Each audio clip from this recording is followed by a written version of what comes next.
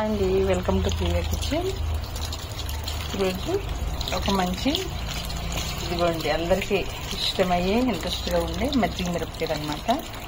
ఈ మజ్జిగ మిరపకాయలు తయారు చేయడం కోసం ఈ మిరపకాయలు ఒక 4 కేజీలు తీసుకొచ్చానండి. సీజన్ అయిపోయింది అయినా అందుకని నాకు ఇంకా కొంచెం చిన్న సైజు దొరుకుతున్నాయి అనమాట. ఇంకైనా మజ్జిగ మిరపకాయలు మళ్ళీ సీజన్లోనే కదండి మనం పట్టేది, తర్వాత మళ్ళీ చేయలేము కాబట్టి ఇంకా ఇవే తీసుకొచ్చాను. ఇవి క్లీన్ చేస్తానండి. ఇవి ఇలా కడిగేసుకుని ఇలా సెపరేట్ చేసుకోవాలన్నమాట.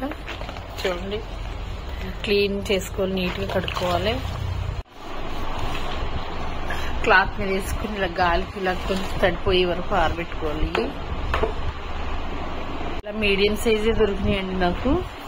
సీజన్ అయిపోయిందంట లేవు, కానీ ఇలా చిన్న సైజు కూడా బాగుంటాయండి. మరి మనం పెద్ద అయినా తినలేం కదా, చిన్న అయినా బాగుంటాయి చక్కగాను. చూడండి, కడిగి ఆరబెట్టేసి చక్కగా ఫ్యాన్ గాలి కింద పెట్టేసి ఇది మధ్యలో చిన్న ఘాటు పెట్టామండి. దీనికి ఇలాగా చిన్న ఘాటు ఇలా పెట్టుకుంటే సరిపోద్ది. పిన్నితో ఇలా గీసామంటే ఇప్పుడు ఈ 4 కేజీలు మిరపకాయలండి. 4 కేజీ మిరపకాయలకి కేజీకి 1/2 లీటర్ పెరుగు చొప్పున పడుతుంది.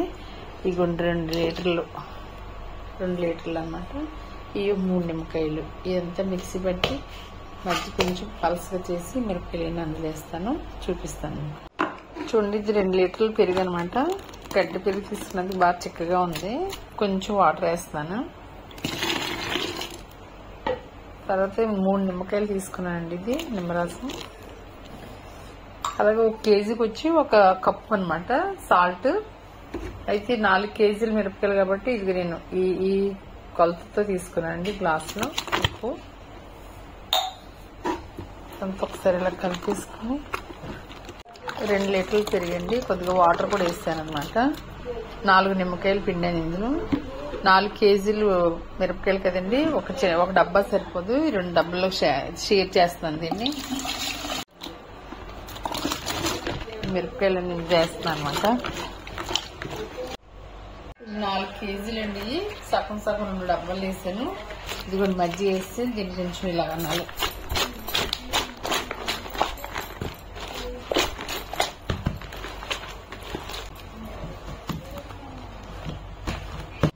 చూడండి, మిరపకాయలు మజ్జిగలో వేసాం కదండి.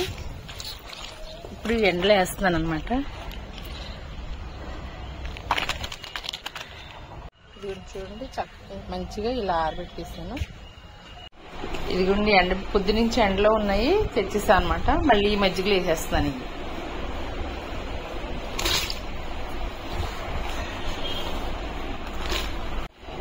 ఇదిగోండి, మొత్తం అన్ని ఇందులో వేసేస్తాం. ఈ మజ్జిగలో చక్కగా ఊరతాయి అనమాట. మళ్ళీ రేపు ఈ రోజు అంతా ఇలా మూత పెట్టేసి ఉంచి మళ్ళీ రేపు ఎండలో పెడతానండి.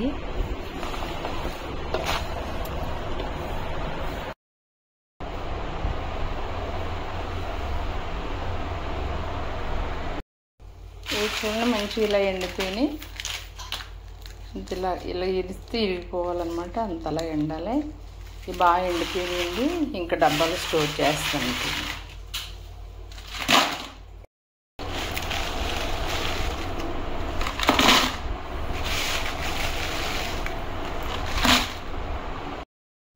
నాలుగు కేజీల మిరపకాయలండి ఎండి ఇది ఒక డబ్బాలో వచ్చి చక్కగా ఎండిపోయినాయి. ఇలా దీన్ని స్టోర్ చేసుకుంటే 1 ఇయర్ పాటు చక్కగా మంచిగా ఉంటాయి అన్నమాట. ఇదిగోండి,